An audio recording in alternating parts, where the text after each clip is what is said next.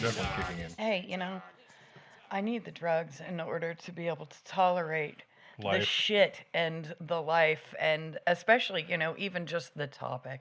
So let's just go for Yeah, it. we start with a song this time. Da-da-da-da. Da-da-da-da. Da-da-da-da. Da-da-da-da. Da-da-da-da. They're Catholic and kooky. Their allegations are icky. Their parenting is iffy. The Warren family. That was clunky and it didn't rhyme. And I defend that because those two do not deserve any more effort. You just try shit and keep blazing forward. That's the Ed Warren way. The way that I'm giving you today. All right. So I know you're just delighted that we get to rejoin the romantic, supernatural adventures of Eduardo the Exorcist and his psychic sidekick, Lorraine. Yeah. I mean, she's psychically sensitive. Which now I'm like, even if I wanted to believe that before, now I don't. Well, yeah, and if you keep watching the Conjuring movies, Lorraine's powers grow with each movie to where she's just a straight up X-Man in the third one. Like, she is just doing like crazy ass full vision psychic shit. Okay, because in the Conjuring, she just seemed to get like a Yeah, headache. no, it was or way whatever. more. It was more mild and more understated. Yeah. Yeah, it's like I can feel things. I'm starting to not feel good. I have a headache. And then they had this whole, and then Patrick Wilson was always like, "There's a danger, she could get too connected to something." Well, yeah, he wanted her out of there. Like, he was the caring husband. He couldn't afford for anything to happen to her. It's the most precious thing in the entire world to him. Madly in love that they've been since they were 16 years old. Yeah, since they were kids. All right, everybody, so welcome. Sweet. Welcome to Chainsaw History, the podcast where we rummage around in haunted houses and Scooby-Doo our way to showing that it's all bullshit. It's all smoke and mirrors. Just the old man who owns the abandoned amusement park the whole time. Wah, wah. I am your host, Jamie Chambers, and this is my sister, Bambi. Hello. We're a comedy podcast. I'm not a historian, but I did watch The Real Ghostbusters every afternoon and drank Ecto Cooler. So you have diabetes. I'm legit, yes.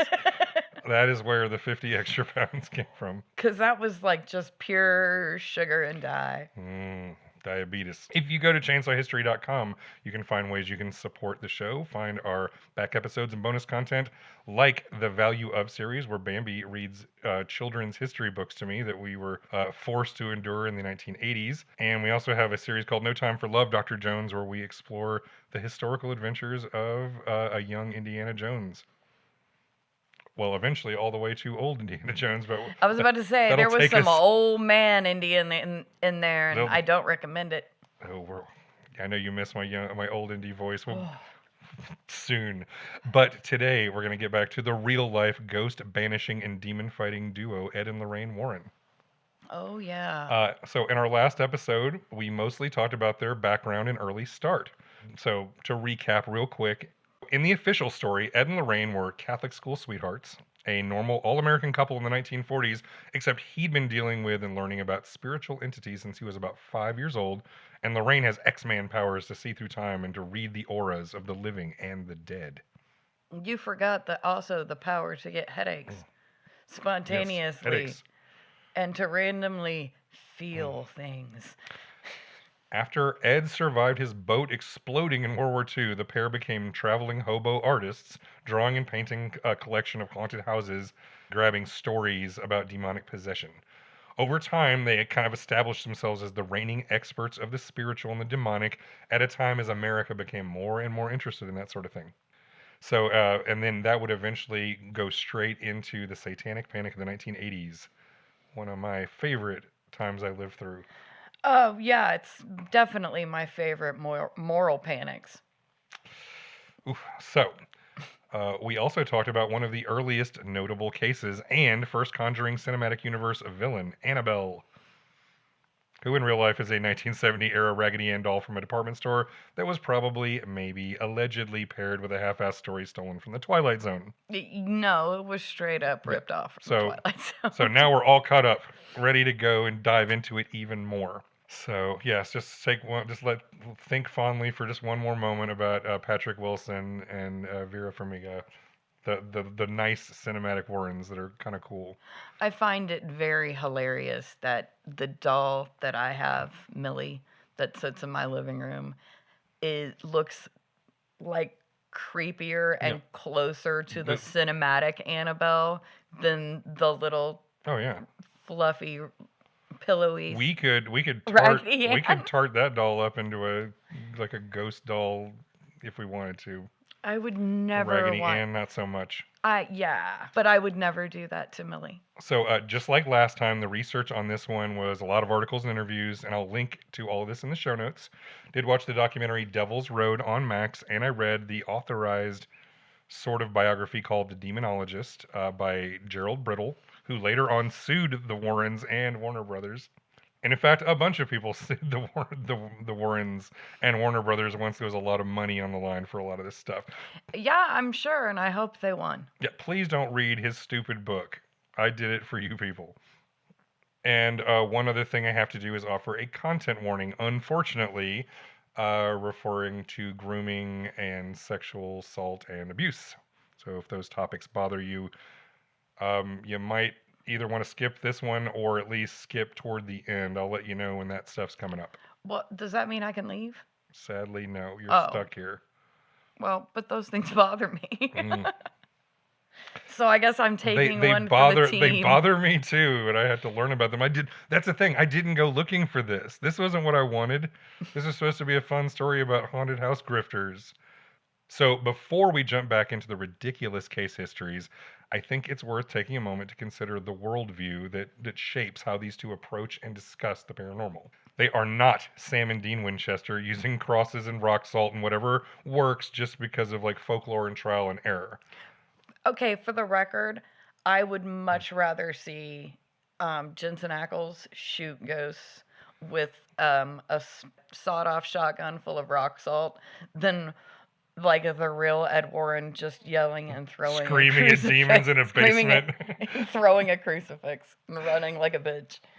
Oh dear. So yeah, Ed Warren is aggressively Catholic. Maybe one of the most aggressively Catholic dudes I've ever encountered in, both real life, in person, or just learning about them. And of course, Lorraine is his most fervent and loyal supporter. So while Ed says he believes in documenting cases and capturing evidence, he is quick to point out that he is a demonologist, not a parapsychologist. Quote, "Much spirit phenomenon is invisible and unmeasurable. The outward manifestation represent only a part of the much bigger picture that can't be measured with testing instruments. Though parapsychology has given us much data on unusual phenomenon and its link to man, it has still never approached an understanding of the true principles of metaphysics governing most spirit phenomenon. In fact, as a rule, the parapsychologist does not believe in the existence of spirits, sometimes even to the point of being ridiculous." Unquote. Okay, so he's going to talk about other people being ridiculous. Yes. He's like the people who are trying to do any kind of science, because he says that's just an illegitimate approach. You can't apply natural law to the unnatural world, the supernatural world. He's like, duh, you dummies. You can't, he even said at one point, they want me to catch a ghostie in a bottle. You can't do that. I mean, that's kind of the way he talked about it. So in the Warren way of thinking, any approach that doesn't acknowledge Catholic doctrine as the literal truth and there's a way to deal with these things, you're just getting in your own way. It's not my fault. My religion that I was born into and raised in just happens to be the objectively correct one. And it is one of the funny things, if you actually think about the Conjuring movies, and you were to assume this is a parallel world where this is in this world everything's real. In that world, the Catholic religion is objectively true because it works. I guess so. Yeah. Ed saved that woman who floated off the ground and was going to murder her own kids. Yeah, by speaking some. Yeah. By doing an exorcism that he admitted himself he wasn't authorized to do. And the real Ed Warren, it has been said many times, Lorraine was almost offended that they portrayed Ed doing an exorcism by himself in that movie because he would never take the authority of a priest. In fact, they usually had 4 of them around when they were doing that sort of thing. Okay. So, once again, it has to be the Catholic way. Any and a non-religious approach is illegitimate. He's also clear that making things right with God is the best way forward and to avoid anything even hinting of the occult. So my Dungeons & Dragons playing ass is screwed. Well, I have, moles and skin tags and things. And I have a large mole on my breast. So I would have been burned Well, we're we're gonna be talking about a witch soon enough. We're coming up on the witch because we're gonna be talking about the Conjuring, the actual story, in a minute. So anyway, the demonologist describes the Warrens helping the Foster family, who accidentally summoned a dark spirit with a Ouija board they got from like Sears or whatever. Ed's solution was to spray everything with holy water and wave around a crucifix and threaten the spirit with exorcism, so it ran away. Okay. Get the fuck out of here, demon! In the name of Jesus. He then gave his instructions to the family. Quote, "Everything depends on your future actions," Ed explained once they came in. "Any improvements you may have thought about making in your lives ought to begin right now. Certainly," he told Meg, "there should be no more rituals of any sort. All the occult books and conjuring paraphernalia that were in your bedroom belong in the garbage." Unquote. He then recommends a priest blesses their house like immediately to prevent the spirit from sneaking back in once Ed's back is turned. Quote, "The sneaking back in." Yes, the spirits are always creeping right back in. Okay, so this is some Scooby-Doo shit. Quote, "Most of all," Ed stressed, "your best protection in the coming weeks and months is to develop positive interests as a shield against the negative. If you're religious-minded people, consider going to church as a family once a week as a show of sincerity." Unquote. Because what's going to church always means you're sincere. Never. I've never had a negative emotion in a church. Never once in my life. And everyone there is full of positivity and sincerity at all times. All speak the truth. Never abuse anyone. I have no idea what's going on in Ed Warren's head or heart. I can only make my guesses, so this is all my opinion. Allegedly, he believed, I'm telling you, he commits knowing hoaxes and frauds throughout this whole story. Nice. Like with the Annabelle thing we just talked about. Made this bunch of shit up. But I believe he kind of rationalized it in his head is because he saw increasingly that people being afraid of the devil made them run straight to the loving arms of Jesus and Mother Mary. Okay. So he could tell himself that by scaring the crap out of people, he was saving souls and bringing people into Mother Church. I'm saving lives. Yeah. I'm saving And if he souls. just happened to make a few bucks along the way, I mean, a man's got to eat. Honestly, that would be the true Catholic way. From the documentary Devil's Road, Ed had this to say: "You would be shocked at how many Catholic priests don't even believe there's a devil. It's all in the Bible. Within every 10 words, you have a psychic word: apparition, ghost, devil, demon, evil. People say, Ed Warren hides behind his beliefs of Catholicism. I don't hide behind them. I use them because I've seen and I've heard and I've felt the things that it's talked about." Unquote. That's the Ed Warren mindset. The Catholic is shit way. Oh, so, dokey. Now, with all that out of the way, you want to talk about some fucking haunted houses? Finally. Let's do it. I'm really into haunted houses. And this is the house from the movie you watched. This is the Perron family. From the Nesper website, quote, "In January 1971, the Perron family moved into a 14-room farmhouse in Harrisville, Rhode Island, where Carolyn, Roger, and their 5 daughters began to notice things happening almost immediately after they moved in. It started small. Carolyn would notice the broom went missing, or seemed to move from place to place on its own. She would hear the sound of something scraping against the kettle in the kitchen where no one was there. She'd find small piles of dirt in the center of a newly cleaned kitchen floor. The girls began to notice spirits around the house, though for the most part they were harmless. There were a few, however, that were angry." Unquote. Okay, so wait, there were spirits going around sweeping the floors? Apparently, piling up dirt. Well, Just it's easy to put in a dustpan. It seems like I was about that's to some say, helpful shit. Can I get that ghost? Can I get the house cleaning ghost? The Roomba ghost. The one that likes to, dust and sweep. That would be fucking fantastic. Now, they said, the day they moved in, they saw the apparition of an old man who vanished. That they multiple people saw some old dude. That was the first ghost sign that they got, on move-in day to this farmhouse in Rhode Island. Okay. So an old man that likes to do housework. So that was the thing. So this, of course, this is the story that inspired... Move into my house, old man. This is the story that inspired The Conjuring. And so over time, the phenomenon got more intense. The documentary Devil's Road declares the Perrons, quote, "desperately seek help from Ed and Lorraine, who are known for their paranormal investigations and doing battle with the demonic," unquote. A local reporter named Laura DiDio said, quote, The mother, Carolyn, seemed to be the focal point with a lot of negative energy. I remember coming here once with the Warrens, and Carolyn said, and this always stuck with me and still does years later, she went to cut open an orange and blood spurted out. Unquote.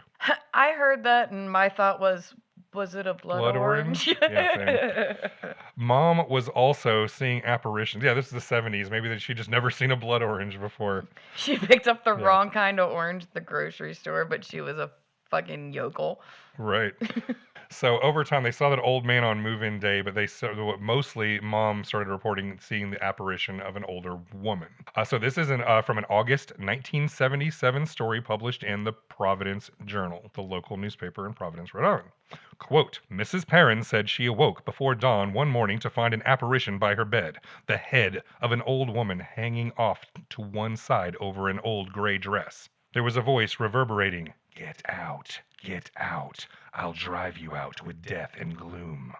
Unquote. Yeah, I guess that'd be scarier than the old man. Just an old man hanging around. The old man who sweeps the who floors. does housework. Yeah, doors started slamming or they become stuck open. A disembodied, childlike voice would cry, "Mama, Mama." So Andrea Perron, the oldest of the 5 girls, who apparently, like at least about 10 years ago, was living here in the Atlanta area, and I guess Carolyn, the mom, was living with her here too, has been the most vocal about telling the story. So Andrea is the oldest of the 5 daughters. She, at this point, has a trilogy of self-published books about living in this house. And you learn later that it turns out she was one of the consultants and turned over notes and got paid money for The Conjuring. Okay. Yeah, so credible witness. Although I have to say, Mom, personally, if I had like gone nuts and tried to kill my family, I wouldn't want to go tell like the world about it. Right. But here's I'd like keeping that shit to myself. Here's the good news. She never tried to kill her family, and that part was just completely made up for the movie, like a lot of this stuff was. The movie was very fictionalized, even by what the Warrens and the Perrons' like actual story is. So it's like, even if you believe that the story was bullshit, the Conjuring is one extra layer of bullshit because it doesn't even try to stick to the official events. It just takes the best little pieces of it and then makes up the rest to make a more compelling movie. Well, I mean, that's how the best stories right. are. And so that's how we're going to go. So, but right now we're going by what Andrea, the oldest daughter, is having to say.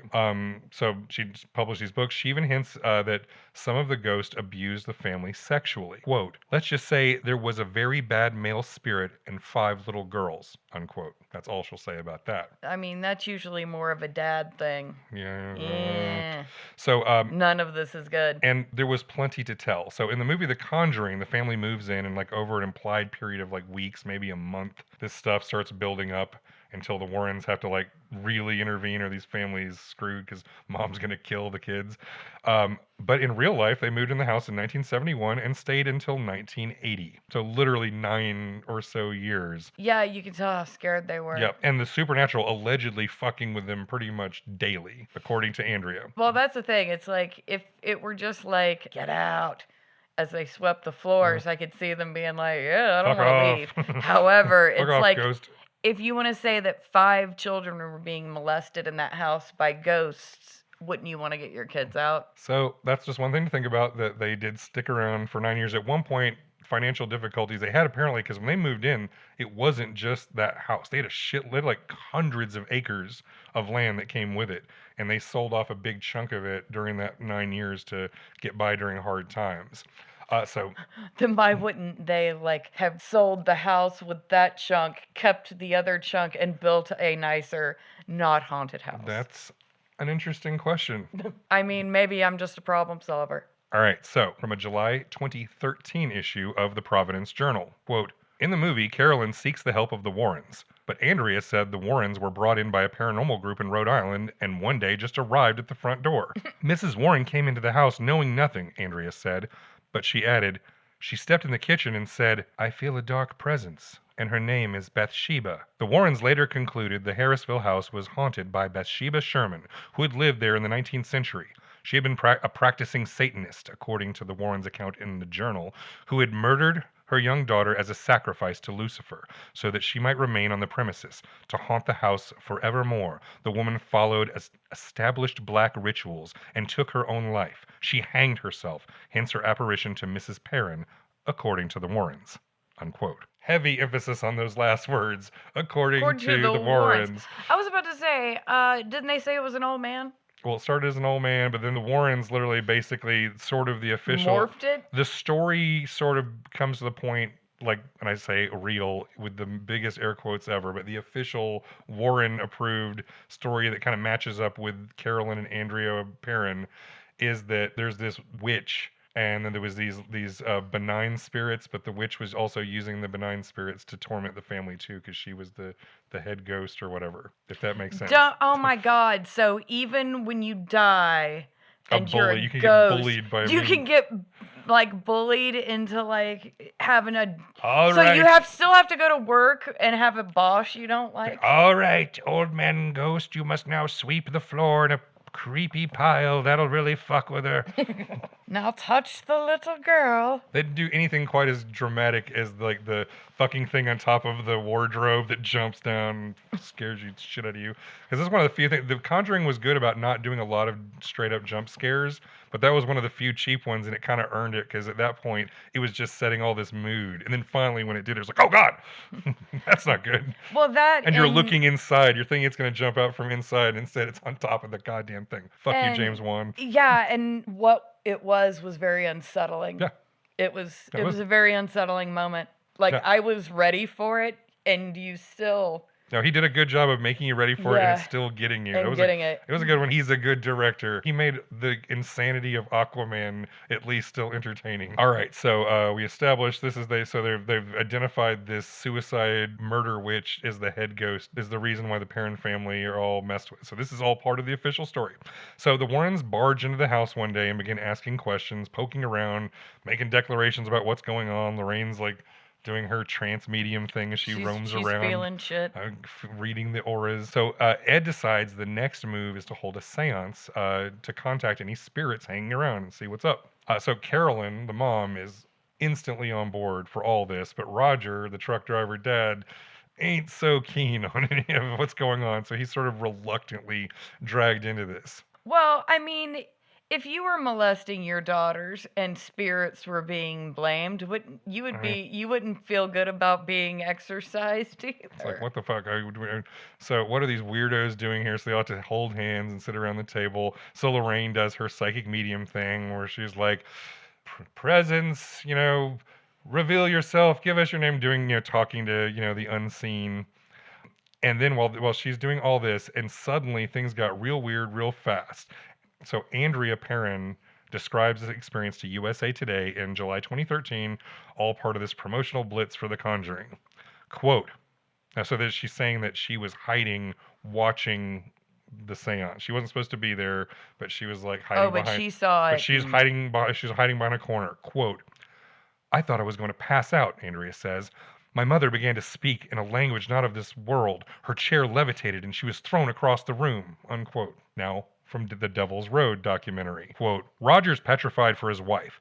Something's happening to her that he's never seen anything like this, so he runs to her. But Ed stops him. Ed believes she's under demonic attack, and that if Roger intervenes in any way, he could put himself in danger. At that point, Roger's furious, and he punches Ed in the face because he's hell-bent on helping his wife. And then Roger kicks Ed and Lorraine out of the house, and they're not allowed back in again. Unquote. Yep. So imagine if The Conjuring had ended with Ron Livingston punching Patrick Wilson in the face and telling him to fuck off and never come back. That's how it would have ended if it matched the real story. Yeah, so far you haven't sold me on ghosts. You possibly have sold me on like pedophilia though. And Mom might be a little nuts. So, yeah, we're going to get into some of that. And, whether mom, she said her mom's chair levitated. They turned that into the scene in the basement at the end of the movie where a chair lifts it up and turns literally fucking upside down. A little bit more dramatic than her chair flew back and then fell to the floor. And then she started speaking in tongues. The movie version, of course, had Ed saving Carolyn and cleansing the house by performing an exorcism. And as we established, real Ed would never step on a priest's frock like that.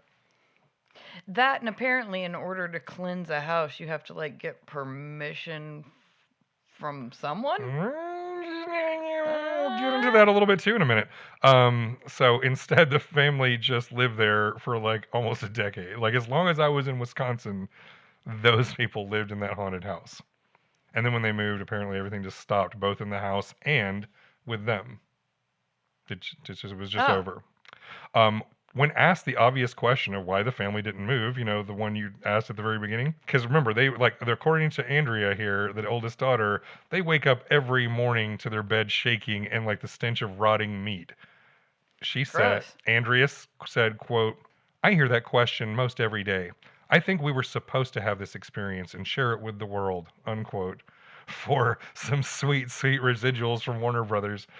Yeah, this was supposed to happen because now I'm rich off this bullshit. Well, if not rich, at least made some money. Okay, yeah. Again, if spirits were molesting my children, I'd move. That's a really good point. I mean, especially when you can sell, like I said, they were able to sell off hundreds of acres of land. And they could have just sold the whole thing. I mean, yeah, there's definitely an argument to be made if this is all for real. Because it really seems like some of the families kind of kept their mouths shut, but Carolyn, the mom, and Andrea, the oldest daughter, are the ones who were like, la la la la la, talking about all this, and they were the ones who were very much participatory in the promotion of The Conjuring, and as they were seriously financially benefiting. No, Dad wasn't a child molester, not at all. So... I am not here to slander or malign. This is all just speculation. No, and again, I don't think that Dad was molesting his daughters either. I think that this is just a bunch of fucking horseshit. So, continue. So, Bambi, I would love nothing more than do like extensive historical research to confirm or debunk the specific claims made by the Warrens and Andrea Perron's books. But you know what? I don't have to, because a hero, fucking legend, stepped into this story that I was not expecting, who did all of the work, even if she did it all in self-defense because she's just a fucking frustrated old lady. So let me introduce you to this little side story. So when The Conjuring came out in 2013, so we're 10 years into the Conjuring cinematic universe at this point, Warner Brothers really wanted to lean into this whole based on a true story angle, and the fact that the Warrens really have had a reputation ever since Amityville, at least for people who are into that sort of thing. Like, I'd heard of the Warrens since I was a teenager, and they were always in like the Inquirer and shit. So the Warner Brothers really wanted to like lean into this whole, this is maybe a little bit exaggerated, but it's still based on the true story of what happened.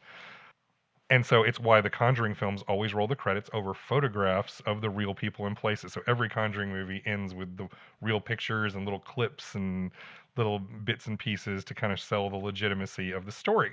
It also means that they didn't want to change the names of the real people or places, which made it really easy for anyone interested to look up the real Conjuring farmhouse. And they did. So paranormal researchers, YouTubers, looky-loos, and other weirdos just constantly showed up on the property wanting to snoop around the barn, look in the windows, or just bug the owners and ask them questions about, ghosts. Now, these owners, who are a retired couple... These poor old people who have lived in this house for decades. Suddenly, because of this fucking movie, people are and the fact that no one even made a bother to protect their privacy in any way. Just suddenly, people are showing up day and night and fucking with them and making them feel unsafe. Lovely. I hope these people sued the shit out of.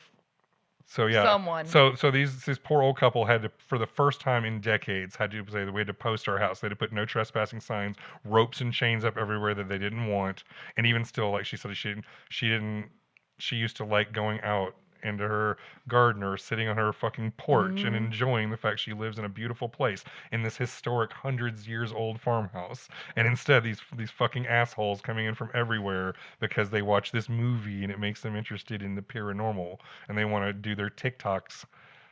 See, this is why we can't have nice things. So, however, this lady, Norma Sutcliffe, my new fucking hero,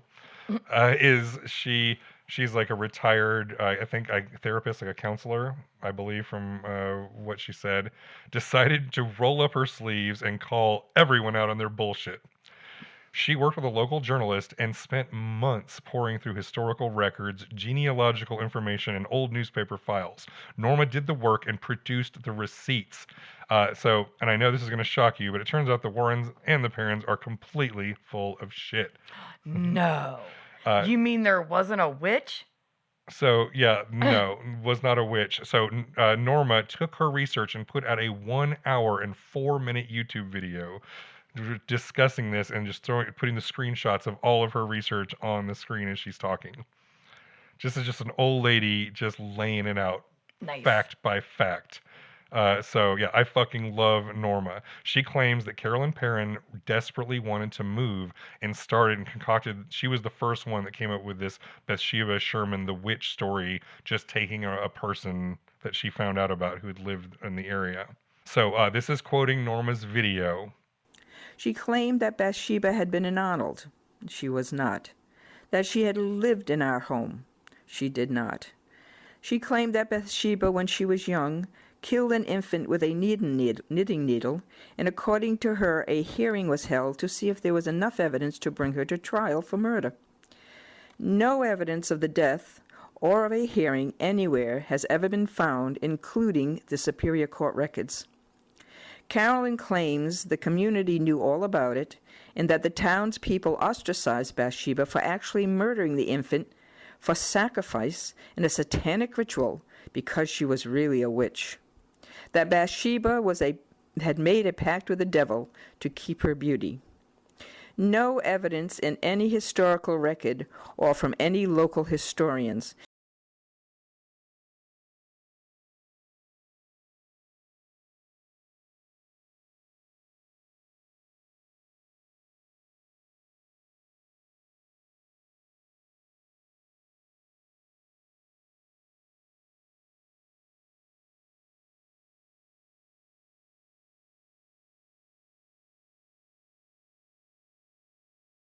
To do the actual work. Well, that's kind of how things. Yeah. No, this all tracks. So yeah, it turns out that Bathsheba not only didn't hang herself in the barn, but she never even lived directly like in that house. Was there even a lady named Bathsheba? Oh yeah, there was a real lady named Bathsheba Sherman. That's what it was. Cool. She clearly picked for having that kind of witchy, neat name. Yeah. So yes, there was indeed a woman named Bathsheba Sherman. The only real unusual thing about her is she married in her 30s, which is kind of unusual for the 1800s. She had several kids. Most of them died of your typical childhood horrific illnesses that were all over the place back then. But she did have one son that grew to adulthood, had his own family. So this poor woman died after a stroke as an old lady, just a few years after her husband. She literally, I think, lived to be in her 80s. Okay. She did not hang herself. So this is a bunch of slander. And not only that, but her funeral was presided over by a prominent local Baptist preacher. So you slandering the Catholics now too. So just like those poor old ladies that Matthew Hale sentenced to death back in our Trial of Witches episode, poor Bathsheba is another innocent old lady falsely accused of witchcraft by assholes. Well, at least she was not actually hung. Yeah. She just got to live her life. She lived her life. Being a person. Yeah, and then just died. And and despite just having a witchy name, she was just a normal ass person doing normal ass things. Yeah. So yeah, the tragedy of her life is just she lost several children, but sad, it's that was very common back then, especially if you were kind of a semi-backwoods, 1800s family living in Rhode Island. Well, I mean, it's not super uncommon to lose a pregnancy now. But that's it now. But then it was turned into she murdered her own children, even though one of them was fine and got married and all that. But whatever, that's all bullshit. So anyone who wants to check out Norma's incredible work, in the sake of skepticism, I'll be linking to her video in the show notes. I literally watched the entire thing last night. Listened to every word she had to say, which she ended on a diatribe about science and reason should be our guideposts. And I'm like, rock on, Norma. Wow. I hope she's still doing okay. This video is, it's 9 years old. Nah. I do know this, that they did give up, and I don't know the circumstances. They did move, whatever happened to Norma and her husband, Jerry. Hope they're okay. Hope they just moved somewhere where nobody would bother them. But apparently whoever owns the property now It just turned into a tourist trap. They're like, if people are going to That's all it's going to be. That's all it's good for anyway. If people are going to be showing up anyway, charge them fucking money. That's what Yeah. I say. That's why they filmed part of that documentary in that house, because those people are now like, yeah, just pay us Bring money. it. You can do whatever the fuck you want. Then this totally yes for real haunted house. Sure. But so yeah, she totally rips it apart and proves that the Warrens and Andrea were just incredible liars. Yeah. And very clearly for profit. I mean, But at least for-profit lying is a lot more explainable than not-for-profit lying. But speaking of which, so this is this early story, and this is when the Warrens, like, you know, when they do investigate the parents, this is when they were just starting to do like their college lecture bit. This is before the idea of even selling the stories has kicked in, because this is the one where they learn their lesson. Let's talk about the Amityville Horror. Funny enough, do you know I've never seen the Amityville Horror? I've seen it so long ago, I only have vague memories of the actual movie, and I didn't watch any of the remakes, I didn't watch any of the spin-offs. But as you know, still, like, just by reputation... Yeah, I know what happens. The most famous haunted house in America, maybe even the world.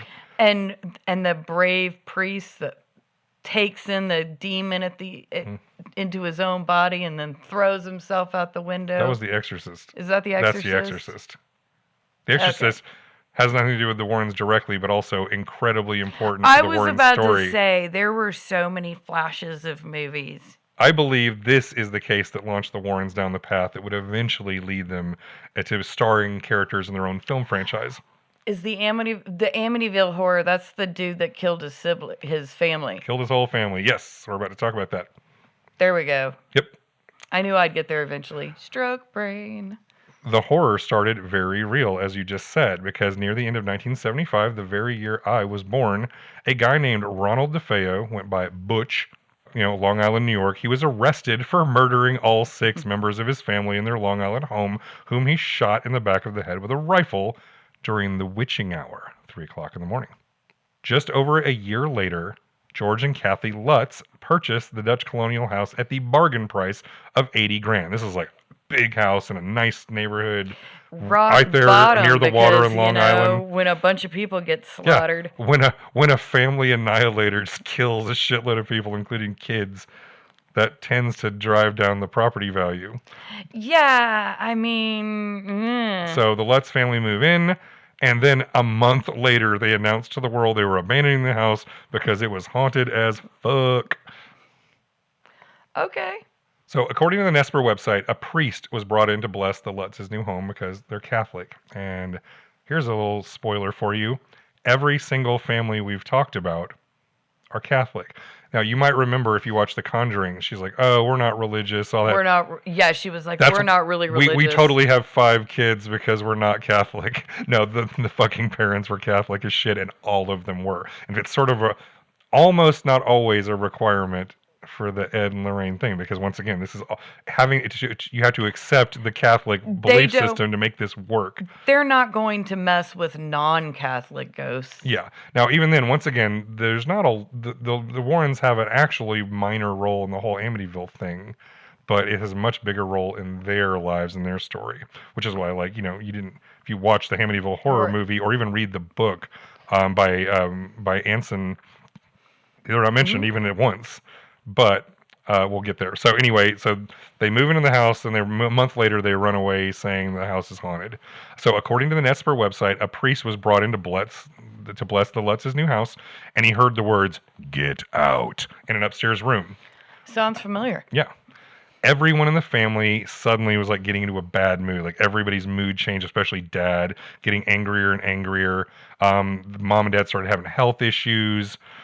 There's foul odors in the air, nasty stains that would appear out of nowhere. This is middle of December, but it's like clouds of flies would appear. And then there was Jody. Quote, "The Lutz's daughter began spending all her time in the room playing with an imaginary friend. She described as red-eyed pig called Jody, who could transform not only shape but size, at times being larger than the house. Jody also claimed she could not be seen by anyone unless she wanted them to."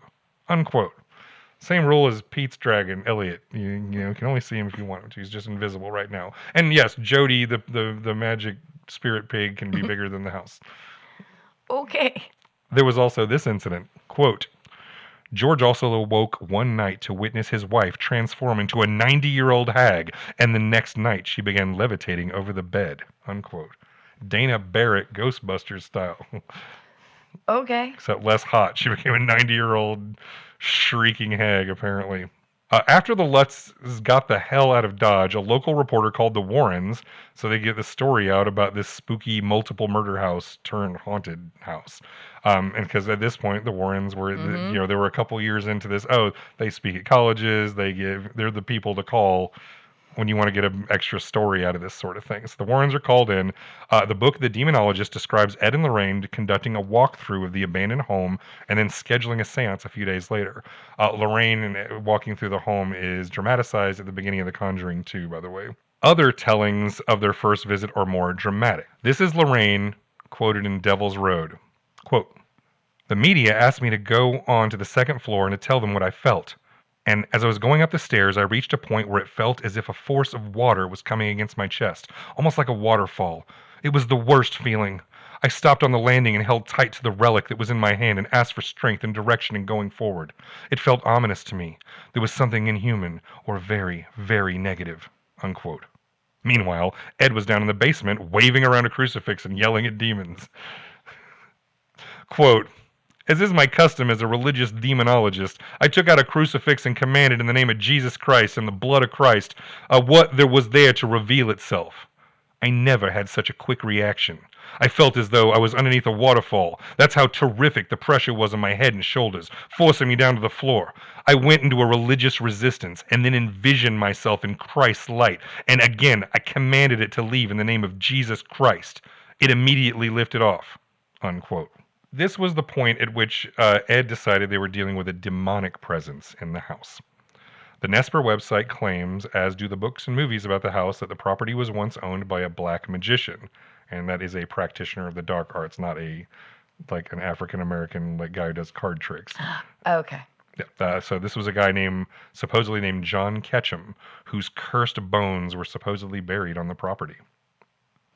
There's also a story about Native Americans who died tragically. They were trapped and died in some story. So soaking the place in negative juju.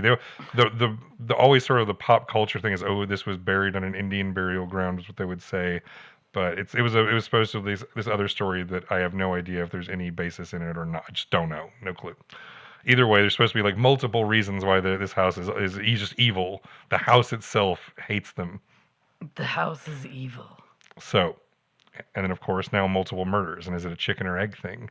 Did the murders make things worse, or were the murders inspired by a demonic force in the first place? Why would Butch, kill everyone, including his little brothers and sisters? The Warrens held a seance at the Amityville house with local reporters, but nothing happened other than a few people felt sick, and a cameraman experienced chest pain after walking up a flight of stairs. And, Couldn't he have just been old and fat? I have no idea. Quite possible. Ed and Lorraine recommend, what else? An exorcism. But instead of that, the bank foreclosed on the property and the Lutz family moved out to the West Coast. They moved the tombstones, but didn't move the bodies. Then, a guy named Jay Anson wrote a massively best-selling book about the haunting that got turned into a hugely successful movie that still spawns schlocky spin-offs to this very day. So IMDb describes the 2021 film Amityville in the Hood. Quote, an East Side gang uses the Amityville property to grow marijuana when they're attacked by a rival gang and their drugs stolen. Soon it's unleashed on the west side streets of Compton, where anyone who smokes it suffers one killer buzz. Unquote. So Amityville has literally reached the point where it's a South Side LA haunted weed story. The house itself moved. It changed locations. No, they just apparently grew some weed. They grew weed there, and then the weed got stolen and taken out to LA for reasons because they can't get weed out in California. That's okay. Hilarious, but again, this is a stupid movie. It was made for $500. Ed and Lorraine weren't mentioned in either the book or any of the movies, but their connection to the case, like in the newspapers and magazine articles and like little like interviews on news shows and stuff, it massively raised their profile. This super famous case, suddenly their stock was hugely on the rise. And they learned that giving college lectures and tours of their cluttered basement was fine, but that the real money is what that guy Anson did. That, it's book deals and movie rights. From this point forward, the Warrens were going to get paid. And yeah. And they did. They sure fucking did. God. I mean, they're dead when the thing... Now they're dead as the true money is rolling in on their daughter. Good. So, as for the reality of the Lutz home haunting, of course it was bullshit. Turns out that the lawyer for Ronald DeFeo had pitched the whole haunting scheme to the Lutzes to share in this lucrative story rights and would provide his client with a kind of novel defense, saying that, he was inspired by, demons or demonic possession. And even though that didn't go anywhere, it's not the last time that will be tried. So in the end, however, the Lutzes wanted a bigger share. They didn't want to split it a third ways, so they just went straight to this Arthur J. Anson, and the Lutzes split the deal 50-50 to sell their story. So then a series of petty lawsuits followed between like all of these people involved. See, that's the criminal show we need. So, have that miniseries. Well, here we're going to have a cranky judge named Law and Order Paranormal Unit. Judge Weinstein of the Brooklyn U.S. District Court dismissed a lawsuit by the Lutz family against Good Housekeeping magazine, stating, quote, "Based on what I've heard, it appears to me that a large extent of the book is a work of fiction, relying in a large part on the suggestion of Mr. Weber," unquote. Weber being Ron DeFeo, the murderer's defense attorney. Quoted in September 7th, 1979 issue of People magazine, Weber said, quote, "I know this book is a hoax. We created this horror story over many bottles of wine," unquote. These aren't good people. No, these are all terrible people. And remember, there's actual dead people in the story. They're dead children. I refuse to let Ed and Lorraine Warren take up more than 2 episodes. We're going to kind of do a bit of a speed round so we can end with some important and awful stuff. Okay. So after Amityville, the Warrens were kind of in demand, not only with more cases than they could ever possibly investigate, but an increasingly profitable series of speaking engagements, interviews, and talk show appearances. This is where you start seeing them on television, first on local news, and then later on in national programs, and eventually like on fucking Sally Jesse. There's an Ed and Lorraine episode of Sally Jesse where Ed almost gets into a fist fight with a skeptic. It's great. Hi. Okay. So they could charge even more for their college lectures, like actual tuition money, going to Ed Warren ranting about demons for a couple of hours. That has to be a very amusing class. I hope that there were students and, they got good grades. Well, did you notice in the Conjuring it showed that classroom they were in was like packed to the gills? Like yes. Every seat was filled. Yes. I mean, I guess if the weird paranormal couple looked like Patrick Wilson and Vera Farmiga, I also would go check it out. Well, I mean, it's got to be spending an afternoon listening to a couple weirdos talk about ghosts is at least amusing, as opposed to like doing math. Right. And usually they would get all these, typical, 19-year-old questions from the audience. And you get like a credit for that? And of course, Ed is thinking, I'm scaring these kids to Christ. So they learned the lesson of Amityville, that there's gold in them, the haunted houses. And so they began hiring authors to write stories based on their case files. It's where we get the books such as The Haunted, Ghost Hunters, Werewolf, Graveyard, Deliver Us from Evil, and In a Dark Place. More on that last one in a minute. That's an important one. And some of these stories get optioned and eventually get made into major motion pictures. So next in the timeline, The Conjuring 2 is very loosely based on the haunting and possession reported in the UK in a town called Enfield in the late summer in 1977. There was increasing disturbances that caused this single mother to panic, and she runs to her neighbor's house at one point in the middle of the night saying shit's going on with her daughters. She's 2 daughters. and she's all by herself, doesn't have a man. Ultimately, it led to a local paranormal society spending like extensive time with the family, and possibly this like codependent relationship, because one of these investigators is like this guy whose teenage daughter died in a car crash, and then this young girl Janet has the same name as his dead daughter, and their father ran out on them, so like they have this like emotional, like he seems like he genuinely cared and want this family, like it doesn't seem like it came from a bad place, but it also means he's not objective at all. Like the longer story. In fact, if any fans of the last podcast on the left, they did a nice series on this one, like talking about this haunting and all this stuff. So ultimately, some of the evidence that includes, there's photographs that supposedly show that Janet was levitating, but if you actually put them in sequence, it just shows she's just jumping off the bed. You can turn them into a flip book of a girl jumping off a bed. It's not even like very convincing. And also, some of the girls were caught bending spoons, because that was one of the things, like the ghosts were supposedly bending spoons in the other room, and the girls were caught faking shit. Later on, Janet claimed, quote, "Oh yeah, once or twice," and I'm not going to even do a British accent, "once or twice, we faked things just to see if Mr. Gross and Mr. Playfair would catch us," unquote. Ed and Lorraine did not, in fact, save the family from the evil of the nun, but rather showed up uninvited and hung around for a single day before leaving on their whirlwind tour of England. So literally, them being the hero of the Conjuring movies is hilarious, because these other people spent like 2 years often like with this family, and Ed and Lorraine were there for a day, and now they're made into a movie where they like save these little girls from this demon. The nun was completely made up as a way to have a new spin-off villain for movies, just like Annabelle. So they just married this made-up story with this real reported story of a haunting, and this little girl getting possessed by this old blue-collar worker who died of a stroke in his chair. So then there was the Smurl family of Pennsylvania, and they claimed their little house was haunted for some 15 years, with disturbances starting small and increasing in violence. Lorraine used her mojo and quote, concluded that the Smurls shared their home with 4 spirits: a harmless elderly woman, a young and possibly violent girl, a man who suffered and died in the home, and a demon that used the other 3 spirits to destroy the Smurl family, unquote. The Schmerl family. The Smurl family. While multiple priests are on the record saying that nothing unusual happened when they were performing blessings inside the home, that did not stop the Warrens from putting out the book The Haunted, that was made into a 1991 TV movie. I think it was on Fox. Oh. And then we get to the subject of The Conjuring 3. And honestly, that movie is kind of a bait and switch.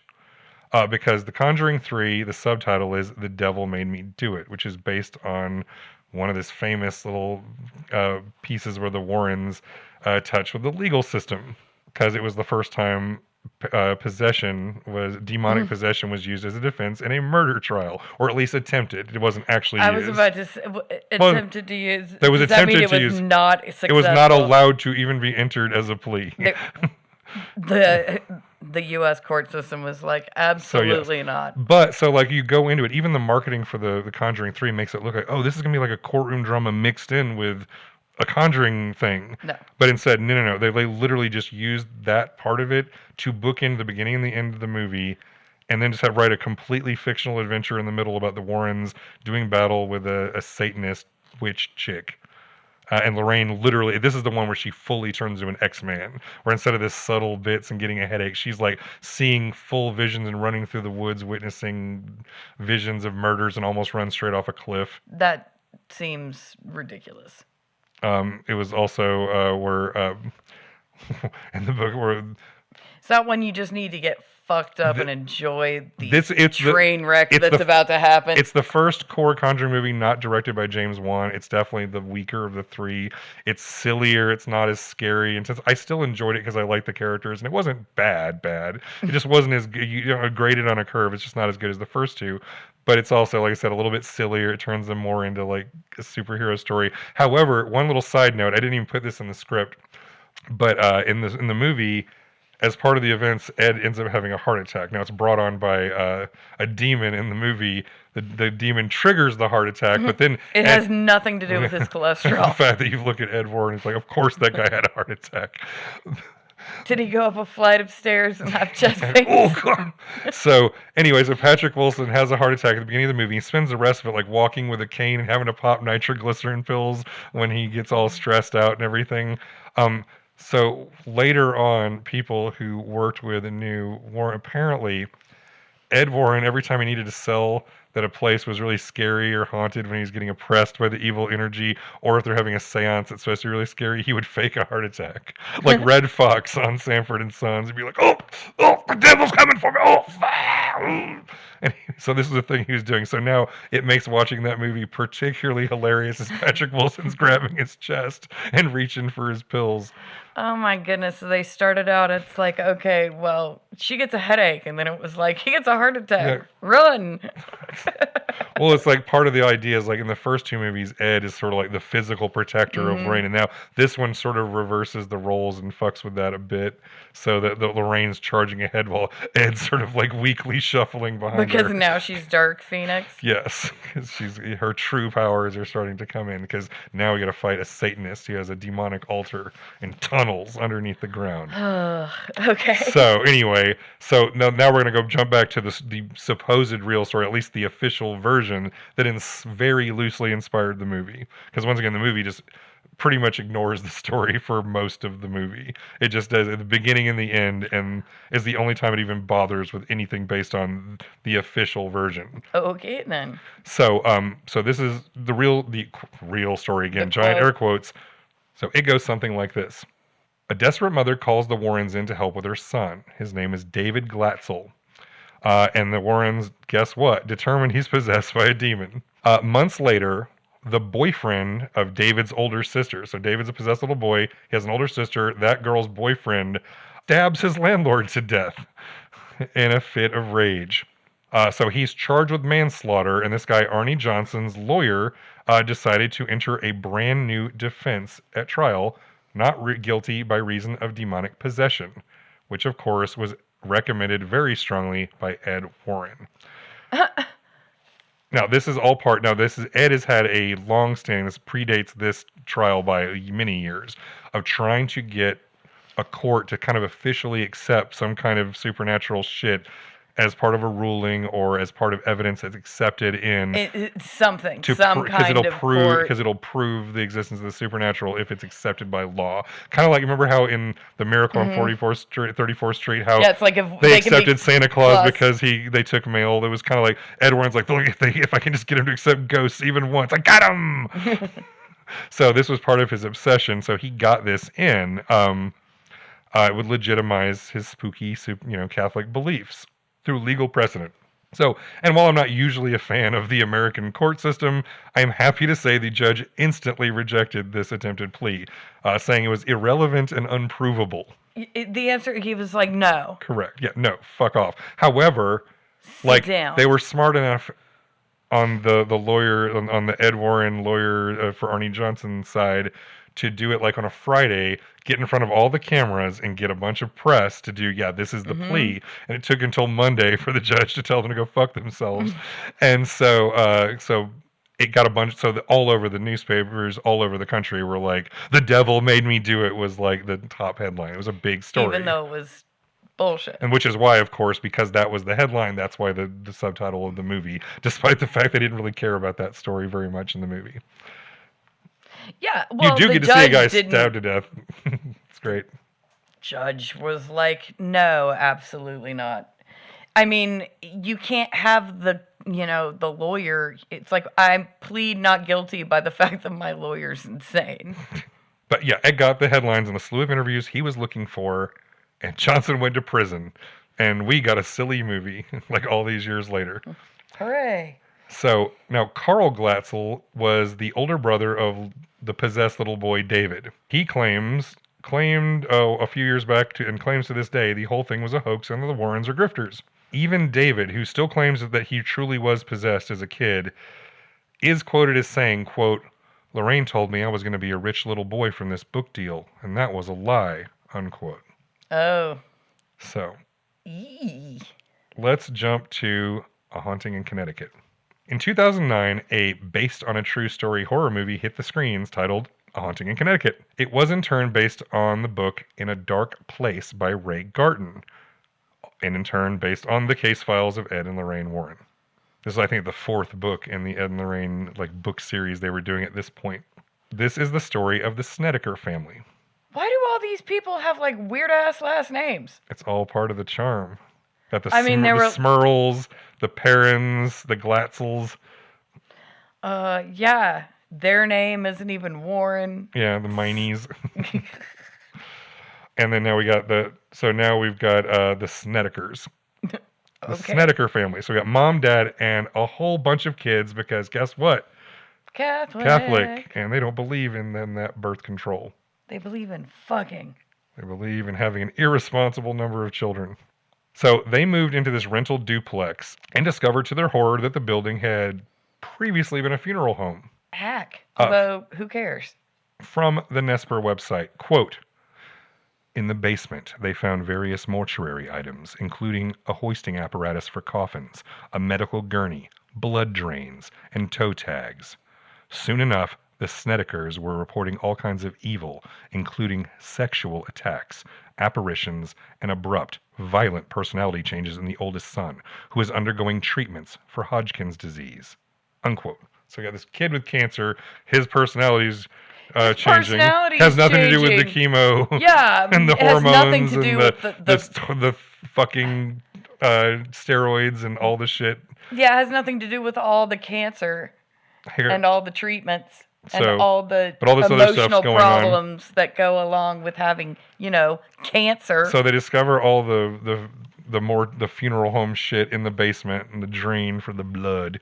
So at different points, the poltergeist activity and sexual attacks escalated to ghostly anal penetration of both mom and dad. Youch.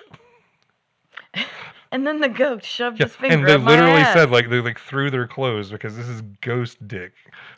Right, yeah. Yeah. So one day mom got a wedgie and was like, see, ghost.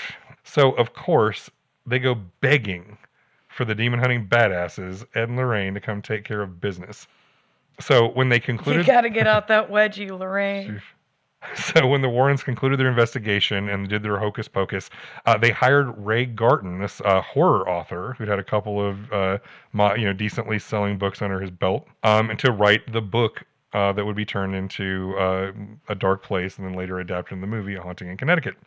So his novel came out and he was instantly unhappy with it because it was put in the non-fiction section. He has since used every opportunity on the internet to tell people about his experience with the Warrens and writing his book. He has never shut the fuck up about this since the day the book came out. So he wants everyone to know this book is full of shit. I made this up. I was never anally penetrated by Well, it wasn't ghosts. even this. This is just the writer. Oh. The writer is talking about his experience. So this was posted. Now I could have quoted any number of interviews and podcasts, and I heard like 5 of them. But this is going back to the news group.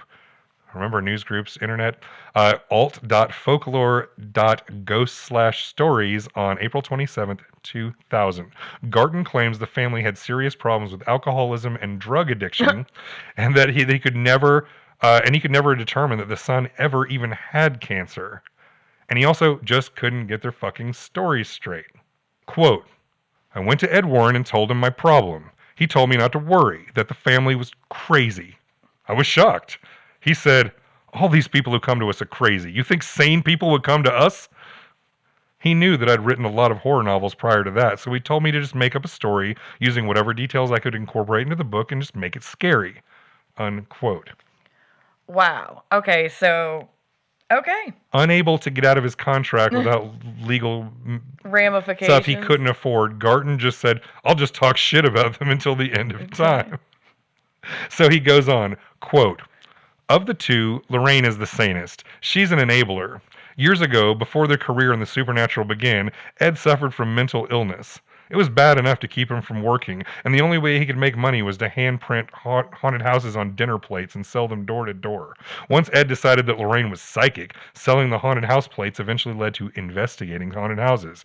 At first, they found ghosts, but after the tremendous success of The Exorcist, both the novel and the movie, ghosts suddenly became demons. Unquote. And now he concludes with this mic drop. Quote, not only are the Warrens frauds, not only do they give a bad name to people who are seriously investigating paranormal phenomenon, I think they're evil because of the way they exploit families already deep in despair and ready to shatter. I can ignore a simple con job, but the Warrens are actually damaging people who are already damaged, who are desperate and vulnerable, using them for the sake of a book, maybe a lucrative movie sale, or another story to add to their traveling dog and pony show. Before I worked on that book, I'd followed the adventures of Ed and Lorraine Warren faithfully since I was a little boy.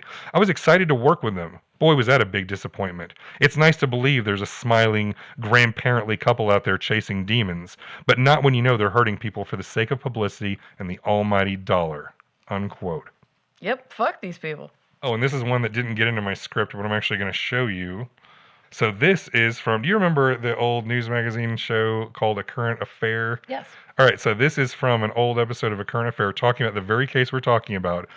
And the journalist actually does some journalism and starts finding full of shit. So, like, I'm skipping past this. You can see in the screenshot. Yeah. This was them talking to the woman. So they lived in a duplex.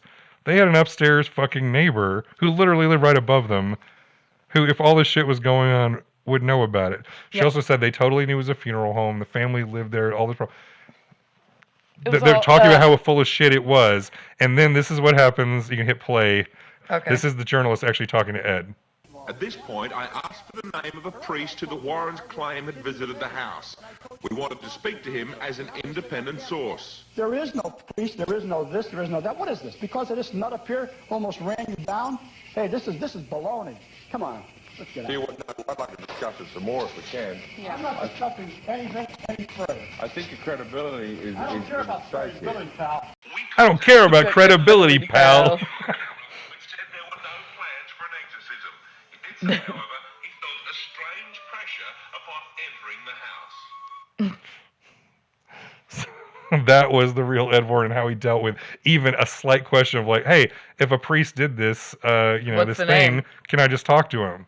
And he immediately pitches a fit and grabs Lorraine and runs off. He's like, but this will go to your credibility. I don't I don't care care. about credibility. And you can also tell Pal. my Ed Warren isn't actually all that far off from the way he really sounded. I love Patrick Wilson's like Pepperidge Farm accent he does when he's doing Ed Warren, but his so does not sound like the real guy. He sounded like an asshole. That's hilarious. And he was. But now, remember that content warning I put at the beginning of all this?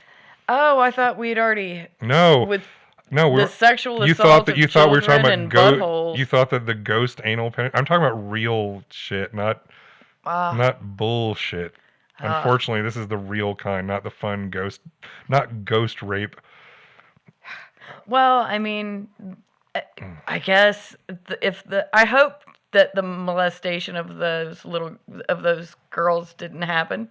Well, that is just speculation on our part. And that other family claims they were anally raped. That's their story. That's their story, but yeah. I really wish that, like Ray Garton talking about them exploiting people and just being awful was the worst thing about the Warrens. Oh. It's bad enough that they're liars and grifters and exploiting screwed up family for fame and fortune. But there's, this.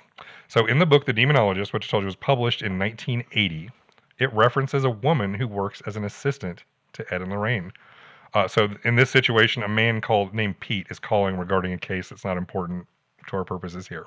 Quote, Pete telephoned the Warrens and spoke with Judy Penny, a young woman who works as a liaison when Ed and Lorraine are out of town. Judy has heard of some hair-raising tales over the phone, but this one particularly scared her, unquote. Now, this only becomes relevant because of a December 13th, 2017 article in The Hollywood Reporter, which has this to say, quote, Ed Warren was in his mid-30s when he allegedly met 15-year-old Penny. Having not yet gained enough fame as a self-trained demonologist to pay the bills in the early 1960s, Ed was working as a city bus driver in Monroe, Connecticut. Penny was a student at Central High School in the nearby town of Bridgeport who rode his bus. The two began an amorous relationship. Penny said in a legal declaration that she gave in November 2014. According to that document, as well as newly obtained recordings of Penny's recollections of events, by 1963 she had moved into the Warrens' home. For the next 40 years, she said she had a sexual relationship with Ed with Lorraine's knowledge. At first, Penny stayed in a bedroom directly opposite the one occupied by the married couple, but eventually she moved into an apartment built for her up above the home. One night he'd sleep downstairs, she said in a recording. One night he'd sleep upstairs, unquote. Oh, ew. So he's in his 30s driving a bus, and this teenage high school 15-year-old girl starts riding his bus, and then he talks her into sex and a relationship and literally working for them as a sort of weirdly indentured servant. And so, yeah, and his wife is just, it's just cool. So all accounts say Ed and Lorraine portrayed Judith as a niece or like a charity case. To this day, their daughter Judy Aspira and Tony, the husband, maintain that this woman just lived with the Warrens for 4 entire decades out of the kindness of their hearts. Because like the fact that she lived with them for that long is just indisputable. Everybody knows that. And like the book says, Judith was the one running the office while the Warrens were off being important. She wasn't just a sex slave. She was literally their Yeah, she was a secretary. She was running the thing. And here's the other little detail that I didn't even put in the script, but I meant to. Judy wouldn't know what was going on in that house because that whole bit in The Conjuring where she was at home and Grandma watched her while they were off helping the Perron family in Rhode Island. Mm-hmm. Judy didn't live with her parents. She lived with her grandmother at Grandma's house because they were too busy being Ed and Lorraine Warren to raise their own daughter. Oh, so nice. So Judy, I don't fault her for wanting to believe the best, but she literally wasn't there.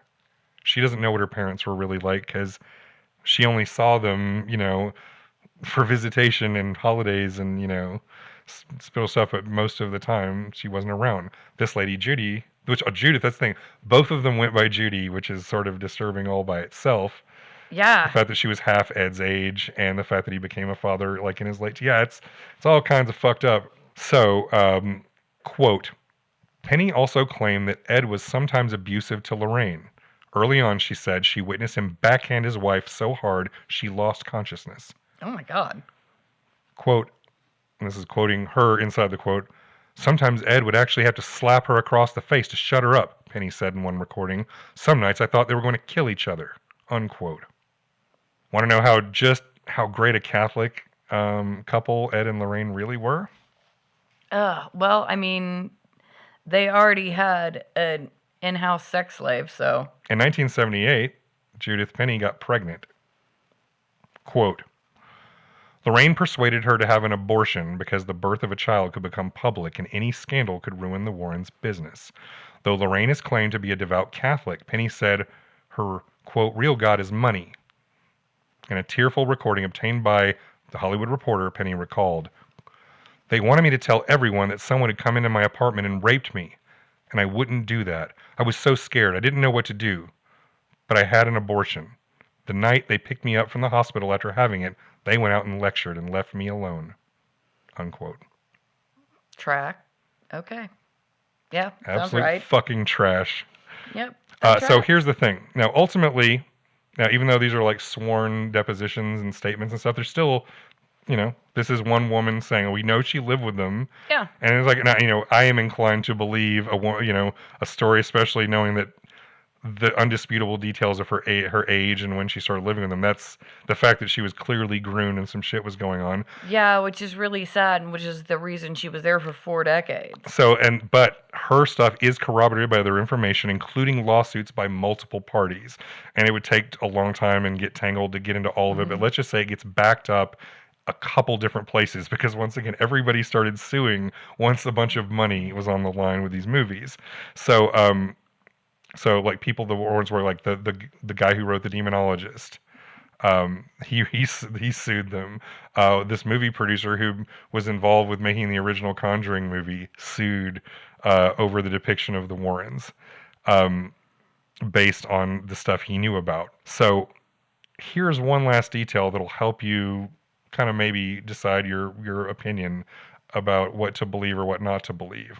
Because you see, when Lorraine Warren signed her deal with New Line Cinema to serve as a consultant for The Conjuring and get her piece of that sweet, sweet pie, it included some unusual provisions. Quoting one more time from The Hollywood Reporter, quote, The films couldn't show her or her husband engaging in crimes, including sex with minors, child pornography, prostitution, or sexual assault. Neither the husband nor wife could be depicted as participating in an extramarital sexual relationship. Talent attorney Jill Smith says she's never seen such specific language barring such depictions, unquote. It's like weirdly specific language, Lorraine. And you got to remember that contract was done before this woman came forward. Yeah. So she was protecting something by insisting on that be in there. And that's why, like, you know, this depiction of the Warrens is the most wholesome, in love, married couple. Is Good example as Catholics and horseshit. great parents with the daughter waiting for them at home instead of the teenage sex slave. Yeah. Or later on, just woman who'd been groomed and was just living with them. Judith Penny never received a penny for anything related to The Conjuring and its spinoffs. She clearly hated Lorraine, but had weirdly warm feelings for Ed right up until the end, and stayed in touch with him, like right up until he died. She is quoted as asking herself, "Lots of times I think about, why did I do this? Why did I screw up my life like this? Sometimes I get angry thinking about it, how so much was taken away from me." Unquote. Yeah, a lot was taken away from Yeah, you were girl. a teenage girl. You were groomed. Yeah, the life you could have had. Yeah, if you just took a different fucking bus without that loser in it. So, yep. So that's where we're going to leave things with Ed and Lorraine Warren. How do you feel about them now? Well, I mean, I started out just thinking that they were regular shitty people. Just either crazy or liars or, Yeah. you know. But no, they're No, now I'm really grossed out. Thanks, Jamie. no, Ed, actual We cannot have nice things. fucking, you know, pedophile groomer and but still convinced he was a good person because he was scaring people with his lies in order to get them to go to church. So good for fucking you, Ed. Yeah, well, you know, now that he's in hell. So, well, thank you, everyone. Happy Halloween. At this point, if you're hearing this, it's probably Halloween's over. And appreciate Kevin and Raven Sound Studios for hosting us and making us sound good. Absolutely. Thank you, Kevin. Be sure to visit our website, chainsawhistory.com, to check our back catalog, get our other episodes of shows like The Value of and No Time for Dr. Jones, articles, transcripts, bonus content, and more.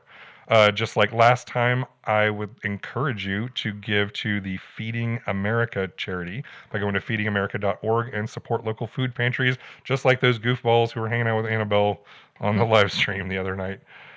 And yeah, and just like last time, and previously, and now until we stop Cop City, it's stopcopcity.org. Let's stop police from training in urban warfare. Yeah, I believe that's the way to go. So you can also look up the Atlanta Solidarity Fund if you want to help people who get arrested because they're just exercising their rights to protest this nonsense going on in their backyard.